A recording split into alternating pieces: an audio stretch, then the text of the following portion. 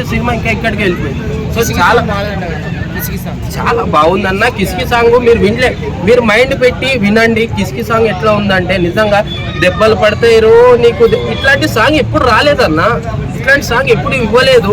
దేని గురించి దెబ్బలు పడతాయి, ఎందుకు దెబ్బలు పడతాయి అనేది అది చూపించారు. మ్యూజిక్ ఎంతో బాగుంది అసలు. ఆమె డ్యాన్స్ నెక్స్ట్ లెవెల్ అన్న. అసలు మ్యూజిక్ అంటే ఇప్పుడు ఆల్రెడీ గతంలో దేవిశ్రీ ప్రసాద్ గారు, ఇప్పుడు తమన్ గారు ఆరాధ్య, వీళ్ళిద్దరు కాంబినేషన్ లో రాబోతున్నాయి. ఇద్దరు మ్యూజిక్ డైరెక్టర్ కాంబినేషన్ లో రాబోతుంది. నిజంగా బెస్ట్ అంటే బెస్ట్. అసలు ఆ సాంగ్ కి, ఆ మ్యూజిక్ కి చాలా బాగుంది అన్న. పాట నిజంగా దెబ్బలు పడతాయి పాట.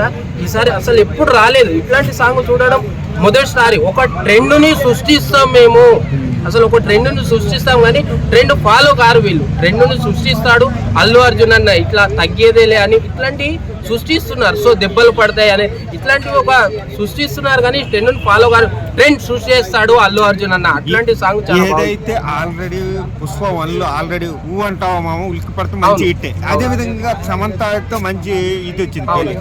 అదే విధంగా చూస్తే శ్రీవల్లితో ఇప్పుడు చేస్తున్నది దెబ్బలు పడతాం అనేది ఆ రేంజ్ దాటేసి వెళ్తుంది అన్న ఈ సాంగ్. అట్లా ఉండబోతుంది. ఓవరాల్ గా మీరు సినిమాలో చూడండి, మీరు మైండ్ పెట్టి వినండి బ్రదర్. అసలు సాంగ్ మైండ్ పెట్టి వినండి.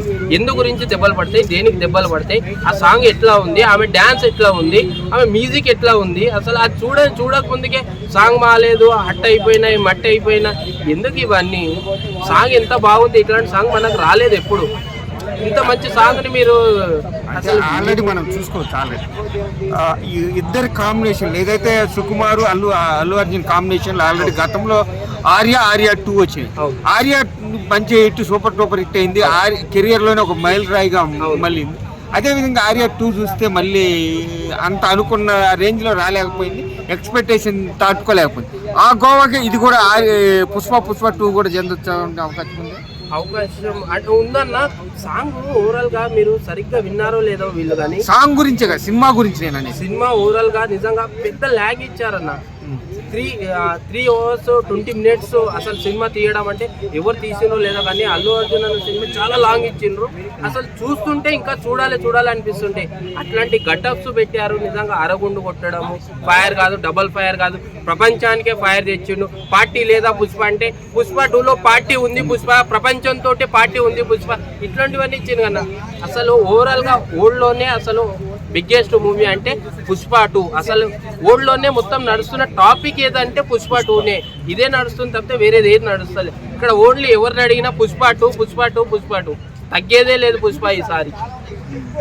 అదే విధంగా చూస్తే ఒక పక్క కాటు మహారాజు ఆసక్తి ఉందన్న, ఎప్పుడెప్పుడు వస్తుందా అని వెయిట్ చేస్తూ ఉన్నాము. ఓకే, అంటే మూవీలు ఎంత తెలుసా? 3 hours 21 minutes. ఎలా అనిపిస్తుంది?